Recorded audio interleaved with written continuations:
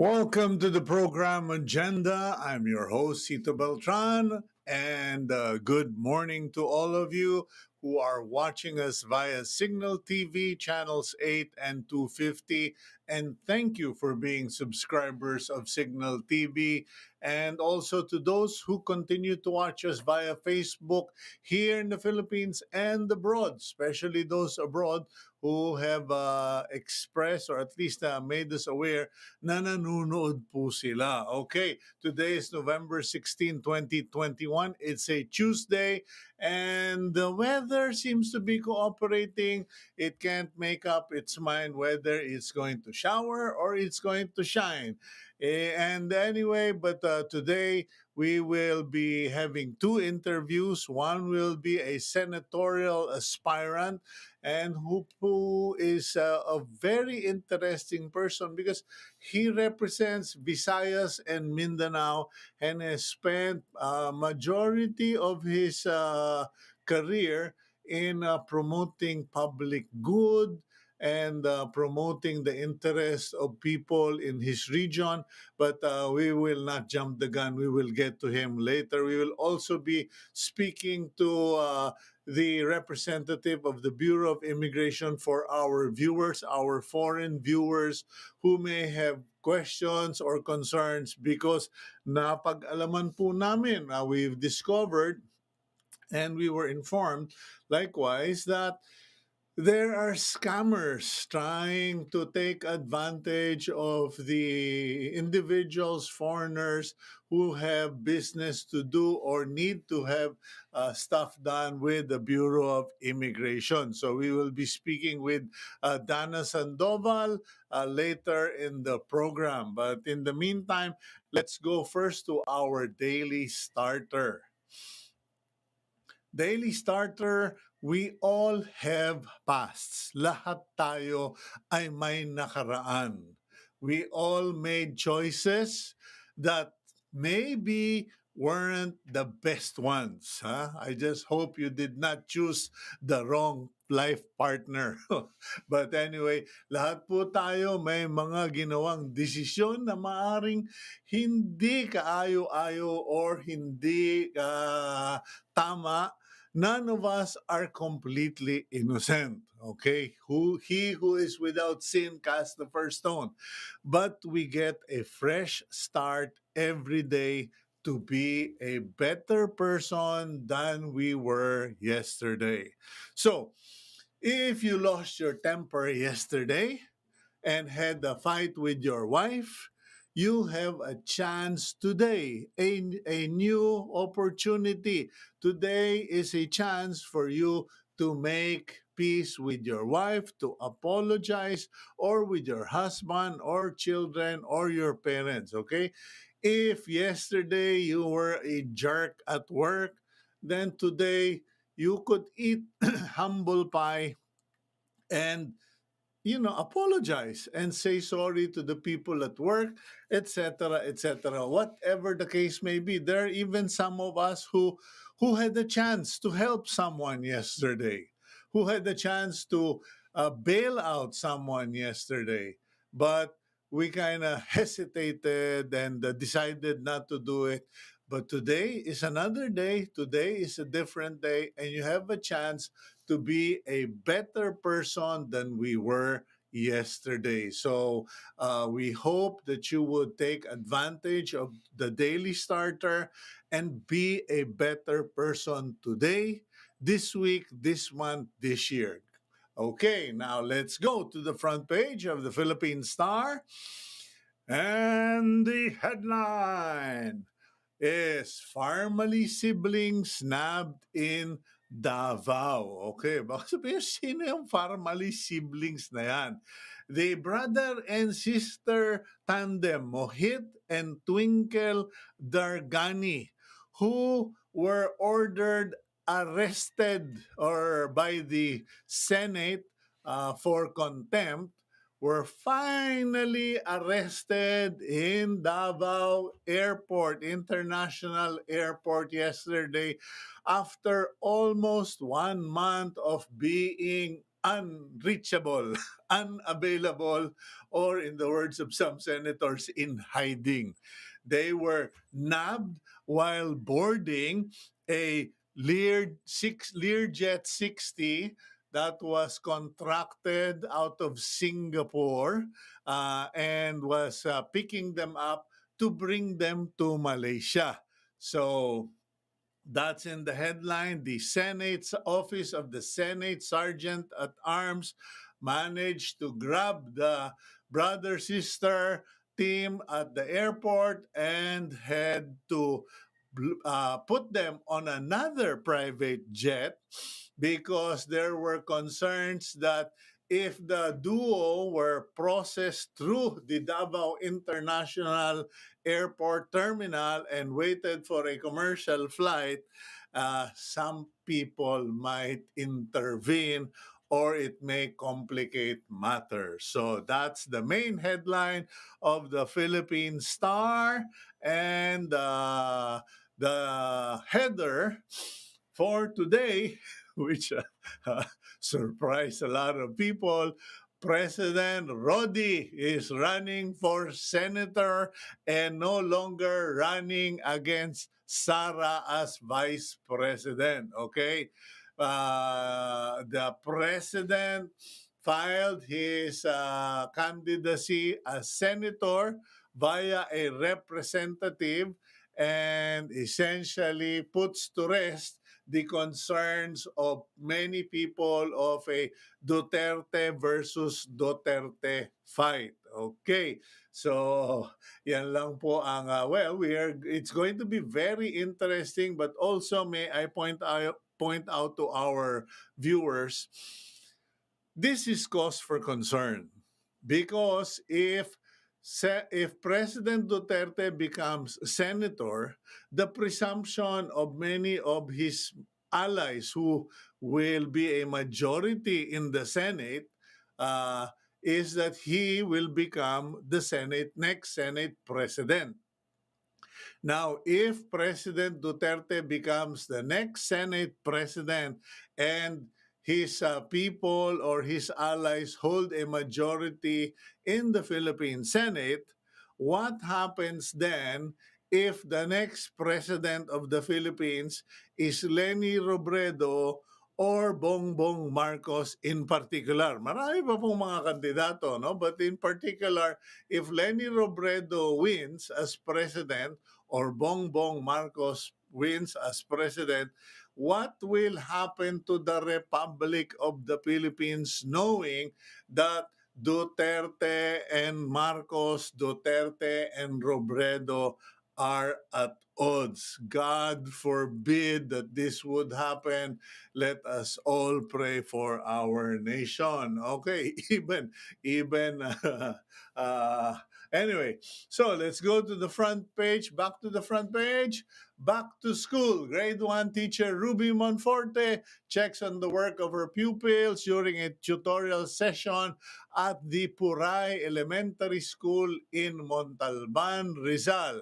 After almost 2 years of school closure due to the pandemic, the country began limited face-to-face classes for a pilot run in select areas. So yan po, no? May mga iba where there were high school students that they were plasticized, so to speak. They were almost covered in plastic because the school put up so much plastic barriers in front and on the side and behind the students that you kind of wonder if they could still breathe normally. Anyway, going back to the front page, COVID-19 cases. Okay, COVID-19 active cases, confirmed new cases as of yesterday, November 15, was 1,547. So it went down to the 1,500 number. This is national, ladies and gentlemen, okay? It is not just Metro Manila.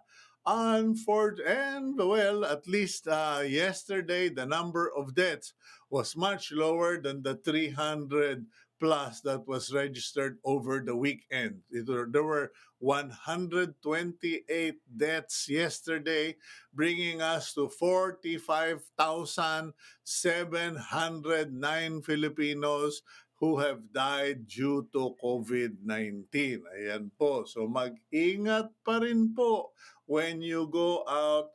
And please, if you don't need to go out, stay home, stay safe, stay alive. Okay, back to the front page of the Philippine Star. Face shield rule lifted in NCR when it's level 1 to 3 or alert level 1 to 3. President Duterte has officially approved the recommendation of the government's pandemic task force to lift the face shield requirement in areas that are under alert levels 1 to 3. However, for areas that are under alert level 4 and 5, sorry na lang, you still need to put your face shields down. Okay, back to the front page.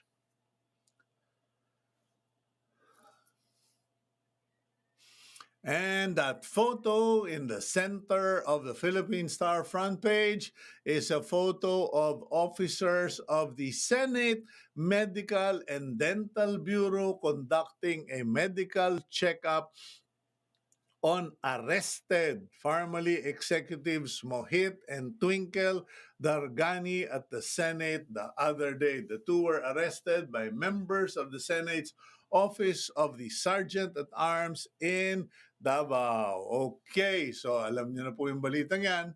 Ayun, confined to quarters na sila. Meanwhile, the Department of Health has allowed the private procurement of COVID drugs with EUA. Let us be very clear about this, okay? Only medicines that have been issued by the FDA or Food and Drug Administration with emergency use authorization and still requiring permission from the FDA will be allowed. Okay, so mangyayari po dito, what will happen is your hospital doctor, okay, will have to inform the FDA, get permission from the FDA for them to buy certain medicines directly from distributors abroad or makers. So in particular, the what was mentioned was the medicine Ronapriv. Okay? Ronapriv. Ngayon, may mga iba pang mga gamot dyan.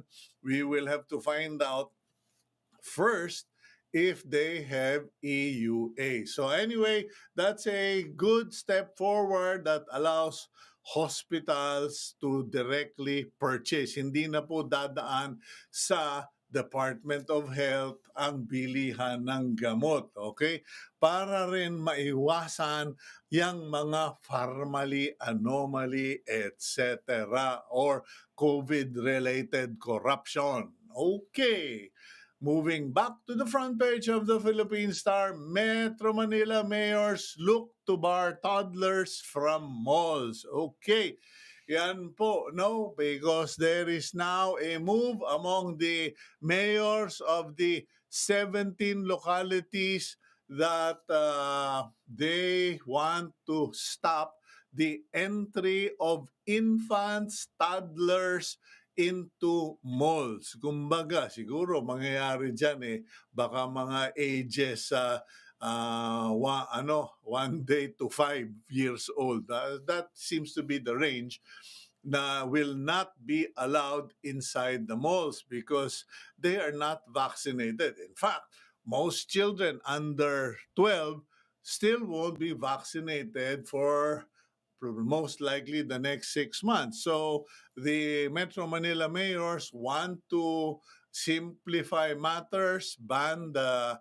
toddlers, infants, etc., from entering malls. And like I said yesterday, and seem to catch the approval of numerous viewers, dalhin nyo na lang po sa park, sa beach, okay? Doon sa mga open air entertainment facility. Yung Enchanted Kingdom, for instance, you know, I used to bring my daughter there when she was a toddler, even up to grade school. And open air is still your best bet for young children. Okay, let's go back to the front page of the Philippine Star. And Julian Ongpin has been cleared in the drug possession case in what that that was filed against him in connection with the death of his girlfriend and the discovery of drugs in their hotel room. Okay, the case was dismissed by the La Union Regional Trial Court Judge Romeo Agasita because the police failed to comply with the rules governing the chain of custody of illegal drugs. Kumbaga, nagmadali or something like that. But Julian Ongpin has been cleared. Okay. So I believe that's all the news on the front page of the Philippine Star. So let's move on to our interview for today. And our interviewee for today, wait a minute. Is a lawyer and patriotic books author, okay, and will be running for senator in the upcoming 2022 elections under the ticket of Vice President Leni Robredo and Senator Francis Kiko Pangilinan. We have with us none other than Alex Lacson.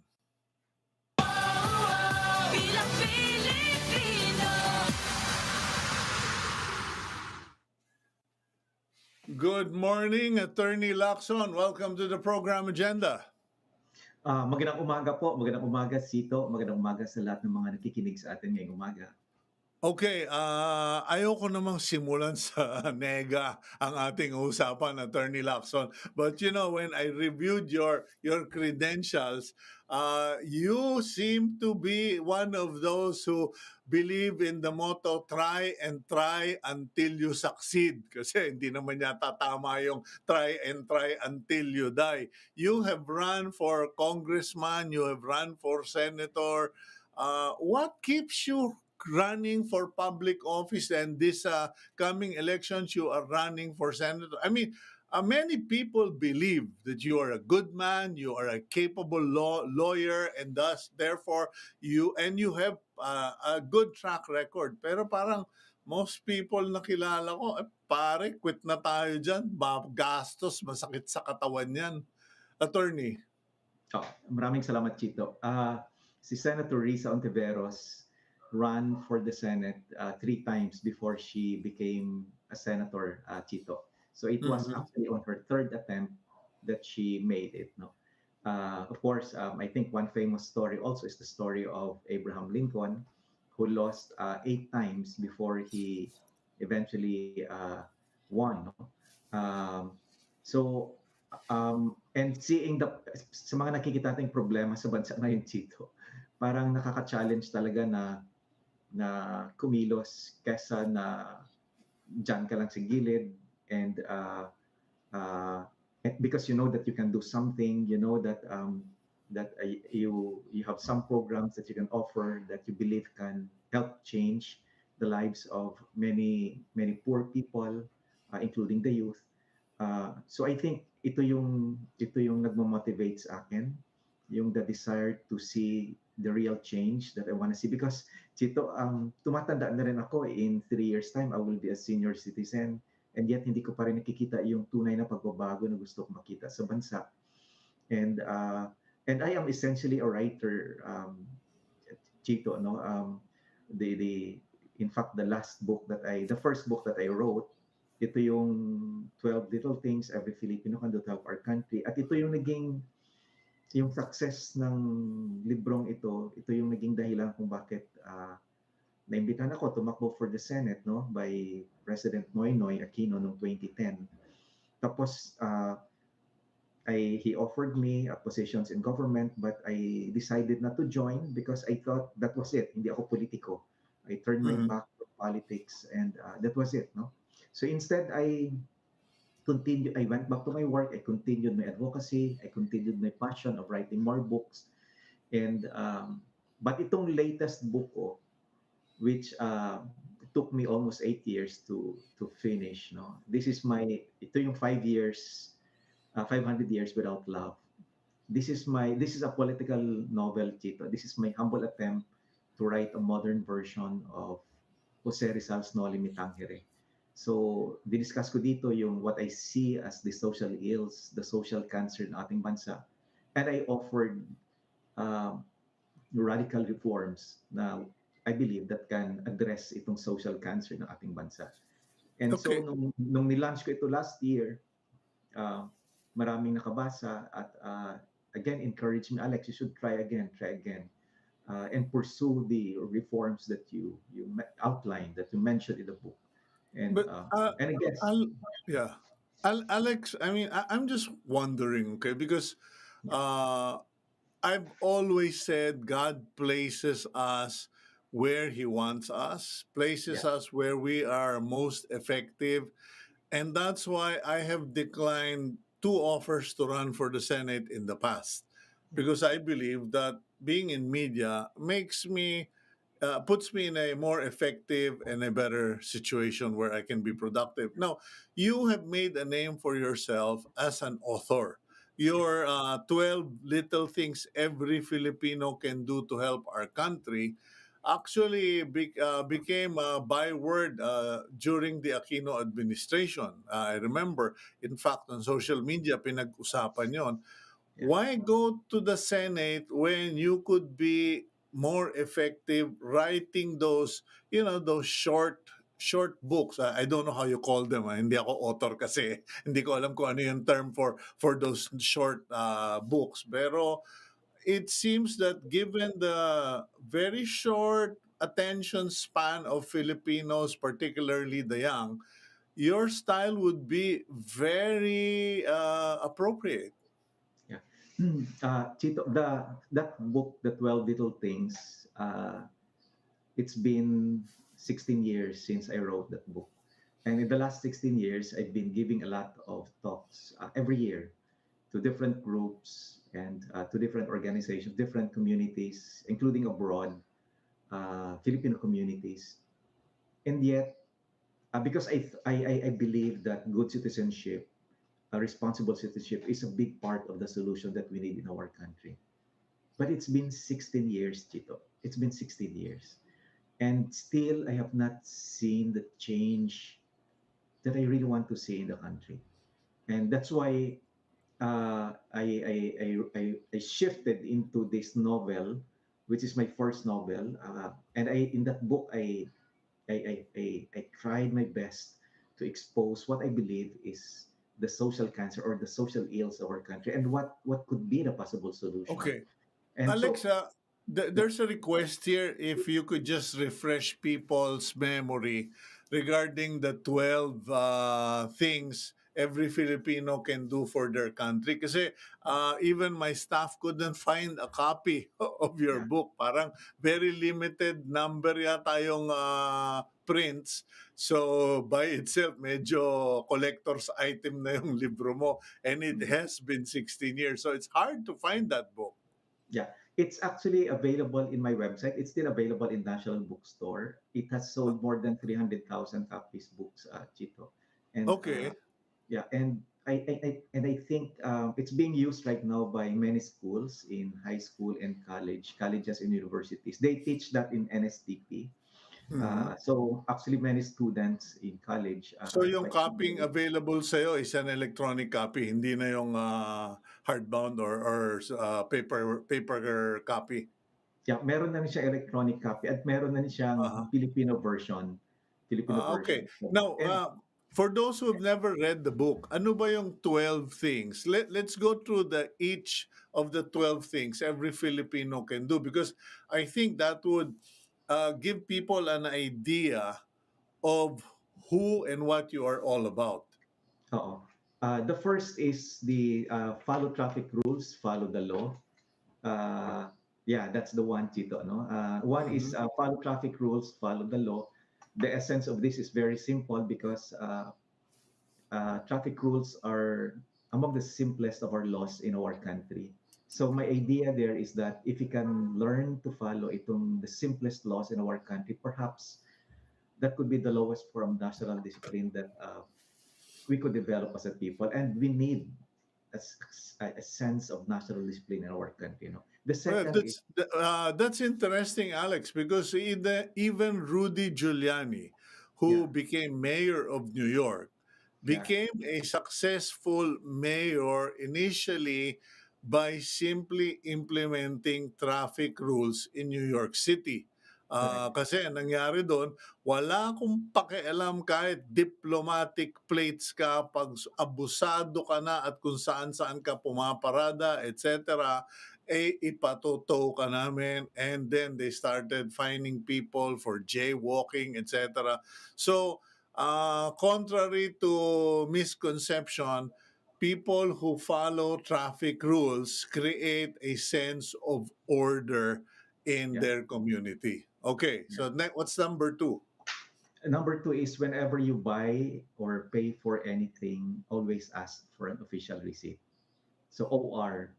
Mm-hmm. The essence of that is that when you actually ask for an official receipt, there is a record of the transaction of the sale, and therefore the business establishment will be compelled to pay their taxes properly. If you Mm-hmm. don't ask for a receipt, uh, baka yung business establishment might be tempted not to turn over that 12% VAT. So, Mm-hmm. which means that you already paid for it, but you're not. So, by merely asking for an OR, it can lead to the increase in tax collections. Well, on that note, it would seem that that is probably more the responsibility and burden of the BIR. Kasi pag pumupunta tayo sa mga tindahan ngayon, or if you order stuff from hardware stores, etc., they always give you a delivery receipt, a temporary receipt, a provisional receipt, etc. So, is it something that should be on the responsibility of Filipinos? Dapat government na yan, di ba? Yeah, but yung asking lang for an OR, Mhm. asking for an OR, that's the responsibility of the citizens because that OR would establish the record of the sale transaction, and that would make Mhm. easier for the government to collect the taxes properly. Okay. So what's number three? Para maano na, and then we can talk about your Senate run. Yeah, and the third is whenever you speak to anyone, especially foreigners, always speak positively of our country and the Filipinos. So Mhm. it's every Filipino is an ambassador of our country and our race, no? Kasi medyo uso yung Filipino bashing and self bashing sa atin, and sometimes Mhm. even in front of foreigners. So di ba, you're always the best promoter of your own product, eh? And Yeah. so that's the essence, no? That's the essence of We it. are our worst enemy, so to speak. Correct. But we are also our best ambassadors. Okay. We're So what's also and number four? number four is buy local, buy Filipino. So whenever you, of course, whenever you buy, in fact, I got this from one of my economics professors way back in Diliman. You know, whenever you buy an imported product, at least 50% of the price that you pay for that imported product eventually goes back to the country where it was manufactured. No? So can you imagine kung, of course, dami-dami nating imported products na binibili sa Pilipinas, di ba? So that's why kung 50% of that na price eventually lumalabas ng Pilipinas, ganun din. So our OFWs remit around 32 billion US dollars every year, our Mhm. OFWs. But if they will use that to buy imported products, kalahati niyan labas ng Pilipinas kagad. Yeah, because like kami, we made an active decision to Yeah, buy vegetables locally. Hindi yung bibilin mo doon sa mga malalaking supermarket chain who imports from China or Indonesia, etc. So buy local products. Okay, what's next? Next one is respect your traffic officer, your soldier, your public servants, your teacher, because whenever we respect our public servant, it honors them, and the more we honor them, the more they feel good about what they do, and the more that they will perform their duties properly and faithfully. So I it's think about the it's yeah, about I think honoring. yeah, the right word, yeah, that's it. The right word is honor, not just respect. Kasi most people parang mababaw na yung dating nung respect, yung galangin mo. Pero yung bigyan mo ng pagpupugay or to Yeah, honor yeah, of people in authority, particularly those in uniform, is very important. And in fact, in the United States, it's a very key element. They actually have days where they celebrate and honor those people. yeah. Okay. And the next one is throw your trash properly. So segregate, recycle. Is in essence, in essence, Philippines right now is one of the worst, one of the contributors, one of the worst polluters in the world as a country. I think Mm. 7 of the 10 top polluting rivers in the world are in the Philippines. And Philippines also, I think, is one of the top 10 plastic polluter in the world. So I think there is so much that we need to do. And of course, the United Nations has already issued two special warnings on the climate crisis noong 2018, di ba, yung special report niya. And recently, I think 2 months ago, it issued another report. And recently in the climate conference 26, they also issued the same warning. So Yeah, but how can you actually do anything about that in the Senate, Alex, given the fact that garbage in the Philippines is big business for politicians, and the use of non-renewable plastic-based products is big business for businessmen and importers. Parang if you really think about it, I know there are a lot of Filipinos who want to segregate, who want to, do what you're suggesting.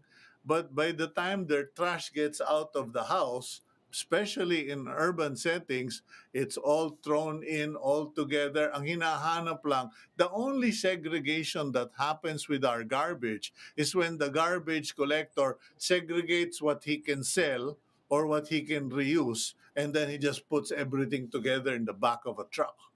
correct. Segregation is a part of the process in the garbage problem. But the end of that, the garbage is how we dispose of our garbage.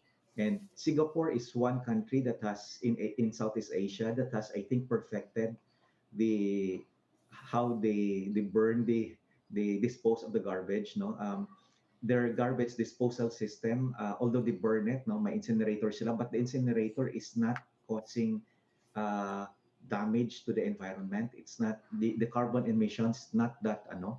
So I think we Mhm. have to look at the system of Singapore.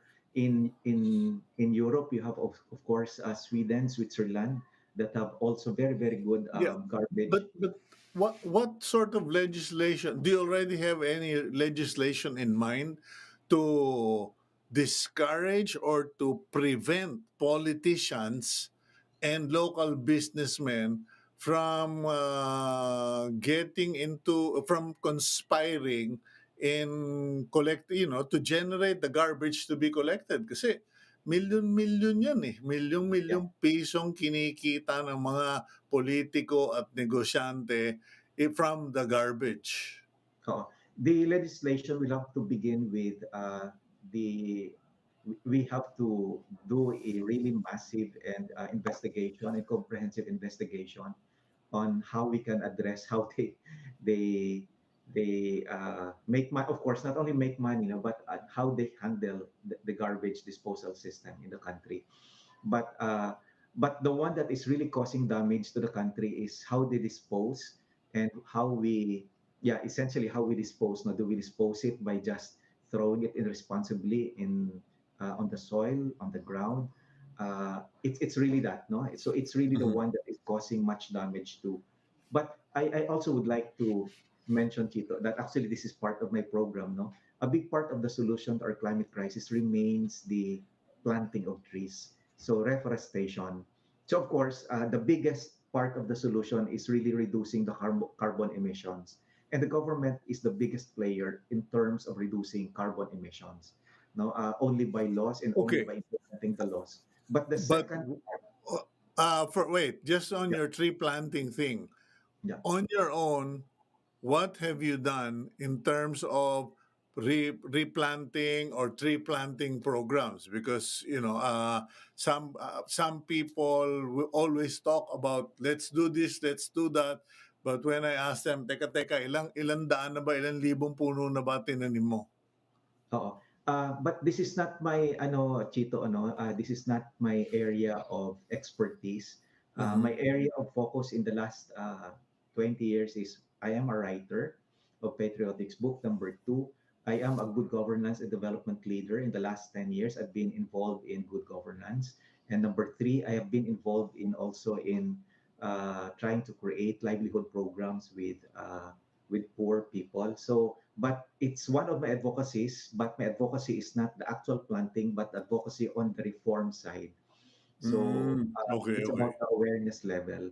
Oh, I cannot do everything, no, na to go into planting and everything.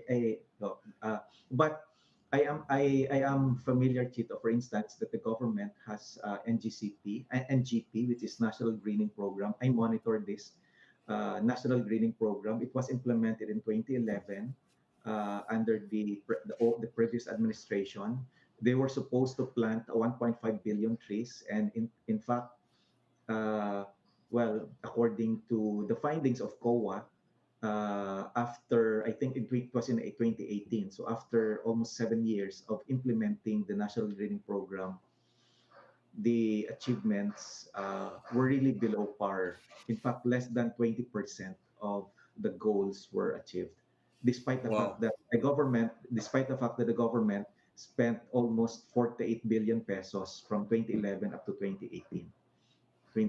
So my involvement there is more on the advocacy, not really on the actual planting of the trees. So I focus on what reforms, what can we do on that. But yeah, So pushing for policy and programs, not necessarily being the green thumb or yeah, being the ones on the ground, the boots on the ground. yeah, Okay, yeah. let's go for a quick break, Alex, and when we return, I'd like to quickly just browse through all the rest of your 12 things to do for our country, and then what are your challenges running a senator? Because from what I understand, you're the only representative of Visayas and Mindanao under the Robredo-Pangilinan ticket. We'll be right back here on Agenda.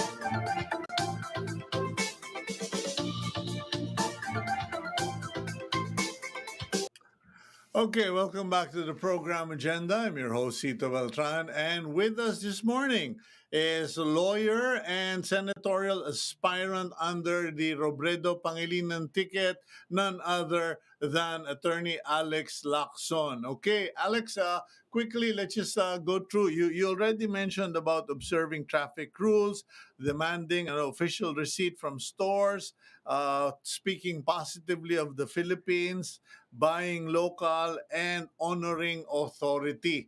Now, what are just, wag na natin pababain, quickly lang summary of the others. Number seven, Chito, is support your church because the church does a lot of good not only for the country but also I don't know for doing God's work. Eight is during elections, do your solemn duty, elect good leaders for our country. Number nine, pay your employees well. So this is for employers, no. Number number 10, pay your taxes properly and on time, no. And number 11, adopt a scholar. Uh, as a or a poor child. And number 12 is be a good parent, teach your kids to love our country and to love the Filipino people. Okay, I know that because of the pandemic, it is practically impossible to do the rounds, although many presidential candidates have been going around to campaign even before the campaign period. Ikaw ba nakaka-campaign ka na ba, or at least have you managed to go out and get people to hear your name and to know that you are a candidate? Because I'm sorry, Alex, your friends and supporters have actually sent me an email and said, Mr. Beltran, please consider interviewing Alex uh, Okay. Lacson because he's a good man. And I've heard about you in the past, so no doubt about that. But parang sabi ko, parang odds against Alex Lacson yet again. Okay. Before I answer that, Chito, may I just clarify certain things? I Mm, think I'm not the only one from Mindanao, although my mother was born in Sindangan in Mindanao and studied in Sindangan in Mindanao. Uh, so I am anak from my mother, so anak ng taga Mindanao. But I am essentially a taga Visayas, no, because I was born in the mm, Visayas and studied and grew up in the Visayas. But part of the slate of VP Leni is Senator Mig Subiri, who is from Mindanao. from So Bukidnon. Bukidnon. So it's not correct that I'm I'm only from Mindanao. And uh, Okay. and si Risa Ontiveros also, I understand my roots siya sa Aklan. So yeah, no. So yun lang yung gusto ko Mhm. sabihin. Yung gusto ko Okay, sabihin. no Yeah. problem. Yeah. So actually in the last since November 3, I just got back 2 days ago from Cebu. I was able to go the rounds. I went to six provinces, Tito. So I went to Negros with VP Lenny on November 5, November 6. Then November 7, I went, and November 8, I was in Iloilo. November 9, I was in Capiz, in Aklan. November 10, I was in Antique. And November 11, bumalik na ako dito. November 12 and 13, I was in Cebu with VP Lenny. So we are actually doing the rounds. Okay, and you feel that how do you feel? Is it do you have a better chance this Yeah, time around? yeah. In 2010, Chito, when I run, I was very raw. I was very green. I was very inexperienced, and I had very little support at the time. And yet, I got 5.2 million votes, half of the votes Hmm. that I needed to win in 2010. So because the votes that I needed to win in 2010 was 10.5 million, I got 5.2 million votes. This time around, when I went to Negros, the governor, the vice governor, the congressman, practically everyone supported me. No, because Negros has never had a senator in the last 65 years. So they're excited that there is a possibility na baka ngayon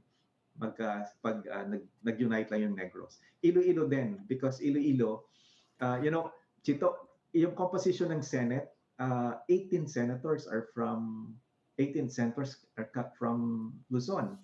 Five senators are from uh, Mindanao, and only one senator is from the Visayas, Senator Frank Drilon. And next year, Senator Frank Drilon will be retiring as a senator. So by next year, wala nang senador yung Visayas. So so I think that this picture, this possibility also excites. So that's why we're trying to sell this idea to Visayas that by next year, baka wala ng senador yung Visayas, no? Of course, si Risa Okay. Ontiveros has roots sa Visayas. Well, Alex, we wish you all the best, and we hope that your numbers pick up and that you become part of the new slate of senators and the senator that is representing both Iloilo and Negros. Okay. Thank you very much and have a good morning. Thank you, Chito, and magandang umaga din po sa inyong lahat. Okay, that's senatorial as candidate, aspirant attorney Alex Lacson. And let's move on to our next guest, the spokesperson of the Bureau of Immigration, Dana Sandoval. Dana, welcome back and good morning to you. Hi, good morning. Good morning, Sir Chito.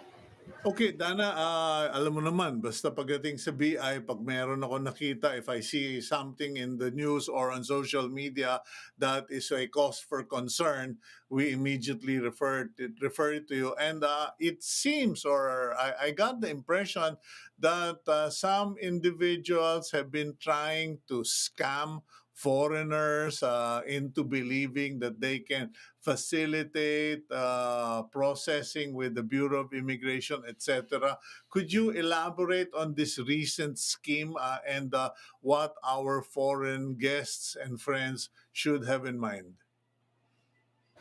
Actually, Sir Chito, so many scams going around these days, but most especially this one that involves pseudo liaison officers. Because in the Bureau, we have accredited travel agencies that can process in behalf of foreign nationals and other clients to transact their businesses with the Bureau. So there was this instance that these pseudo liaison officers would pretend would incite OFWs to work abroad with their help, and then there was also one time when a foreign national received a document from the bureau Dao, but not really from the bureau, and telling him to visit the Bureau of Immigration office. But when we saw the document, it was actually funny because he was being summoned on a Saturday. We don't have work on a Saturday, and Mhm. it was just on plain paper. So there were so many red flags with the document. So it goes to show that these individuals really take advantage of people despite the pandemic and try to dupe people into paying huge amounts to facilitate their processes. But when their victims uh, pay them, they suddenly disappear.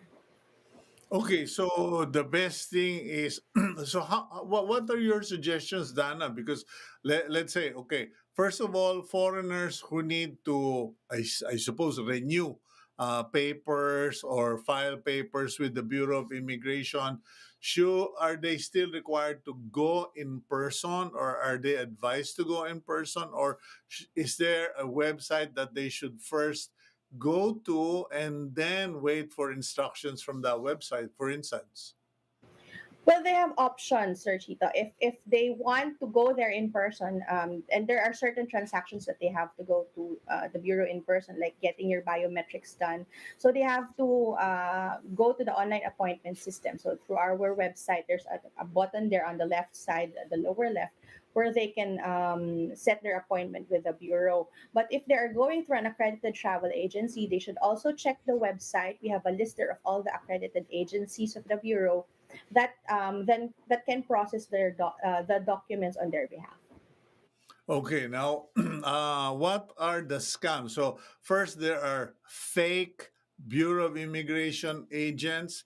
There are fake summons being sent to foreigners, and then there are fake liaison officers.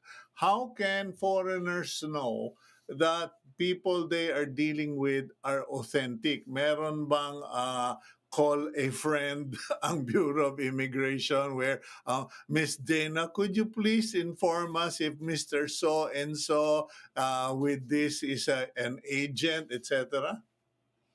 Well, for the accredited travel agencies and law offices, they can check the website. There's a tab there that's under the resources, if I'm not mistaken, that says accredited entities. So they can check all the accredited agencies there. For summons, they can always have it verified through our National Operations Center. So also our Facebook pages, facebook.com/official Bureau of Immigration, or facebook.com/immigration.helpline.ph. So if they receive a summon and they are worried that it might not be authentic, they can check it through our website, our Facebook pages, or they can also call our hotlines. So it would depend from which office did the summon come from. Our website also has all the contact information for all the offices of the Bureau nationwide. So they can always check and double check if the document that they have received really indeed came from the Bureau. Okay, what are the basis for issuing a summon to a foreign national, Miss Dana? Usually, sir, it's for deportation cases. So if there's a deportation case filed against a foreign national and he's being asked to respond or add information about this case, then a someone will be sent to him, asking him to come to the bureau or submit documentation pertaining to his case.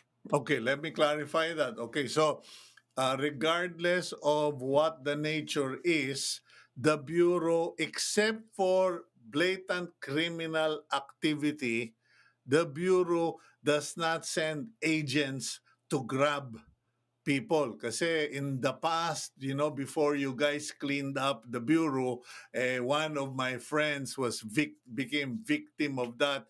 He was grabbed, nabbed, and brought to that floating yacht of the Bureau of Intelligence doon sa may Pasig River. Buhay pa ba yung buwisit na na yate na yon na lulubog lilitaw? Close po yung likod namin because ginagawa yung bridge. But for foreign nationals who encounter this, of course, talagang meron namang mga intelligence agents natin na conduct arrest dun sa mga Mhm. foreign nationals who have immigration cases. So what foreign nationals should look for is the mission order.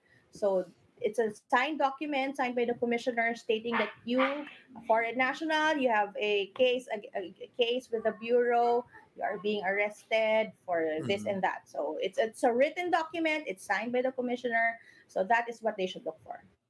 If, let's say, someone knocked at the foreigner's house and they were presented the mission order, is there a phone number that that foreigner can call to verify that it's authentic? Kasi alam mo naman, Miss Dana, merong maraming peke na umiikot pati nga sa Shopee, Lazada, 5-5 na ang peke. Agree, sir. Actually, there were even reports that may mga fake immigration employees that go about harassing nga these foreign nationals. So they can always verify po, like Facebook pages that I mentioned earlier. You can Yeah. send it there para 24/7 naman meron yung people who are manning the station, so they can have it Mm. verified there. We also have our number. It's 8465-2400. So that's our hotline. They can always have it checked through our Facebook or our hotline. 8465-20. 2400. 2400. Okay, Yes. 8465-2400. 8465-2400. I'm repeating it And for our, Facebook. and also on Facebook. Facebook is Because yes. Facebook is usually the channel of choice for people because it's faster. okay. Now, assuming that someone knocks at the door, has a mission order, is the foreign national allowed to make a phone call to their lawyer first? Because medyo, alam mo, it's I'm being biblical. We must be kind and considerate of foreigners because, as the Bible says, for you too were once foreigners in a foreign land. Okay, so anyway, do they get to call a lawyer first before they are invited to go? And usually, pag meron bang summons, where are the BI agents or intel agents supposed to bring the foreign national? Well, if it's a summons or chita, they are not arrested, so the intel agents are not supposed to pick them up. But if it's a mission order, so it means that this person is being arrested already to be brought to our detention center. Yes, they can call their lawyer and they are entitled to legal service as well. Even in our detention center in Bikutan, they're allowed to use naman their mobile phones in limited periods only. Okay, so at least, ladies and gentlemen, especially our foreign viewers, please check out the Facebook accounts of the Bureau of Immigration and also their telephone numbers, which I repeated several times. And if you receive a summons, it must bear the letterhead, must have, may seal pa ba, Miss Dana? Wala na po, it's just the letterhead. But Sorry, they can have it verified. old school eh. Okay, baka may seal pa. But anyway, it's a letterhead, signature. You can call the bureau to verify if it's authentic.